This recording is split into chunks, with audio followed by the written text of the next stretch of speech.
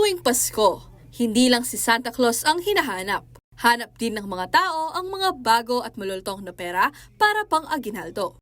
Nitong Huwebes, December 19, ipinakita na ng Bangko Sentral ng Pilipinas o BSP ang disenyo ng mga bagong pera ng bansa.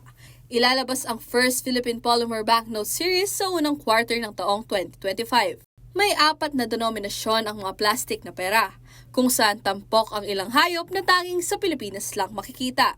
Bukod sa Philippine Eagle sa 1,000 peso, kabilang din dito ang Visayan Leopard Cat sa 50 peso bill, Palawan Peacock Pheasant sa 100 peso, at Visayan Spotted Deer sa 500 peso bill.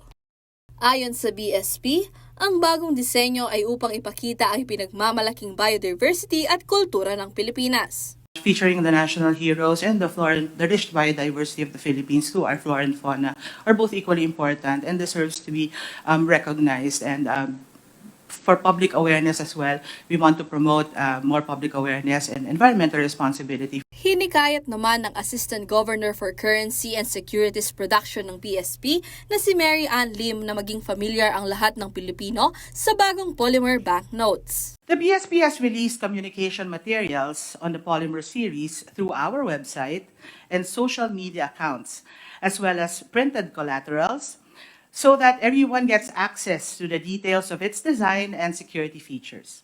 Kumpara sa mga kasalukuyang paper bills, smarter, cleaner at stronger rin daw ang polymer banknotes dahil mas matibay at may advanced anti-counterfeiting features ang mga ito. Hindi rin nagtatagal ang bakterya at virus sa plastic na pera.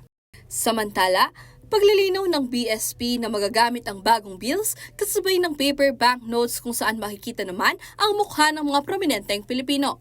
BSP is to co-circulate the polymer banknote series together with the paper banknotes. Kaya hindi pa kami hihinto sa pagpoproduce ng paper banknotes. We will take off from what is needed by the public in terms of currency supply. Nagsimula na ngayong Lunes, December 23, sa Greater Manila ang circulation ng controlled amount ng polymer banknote series. Ashley Punzalan, CLTV 36 News.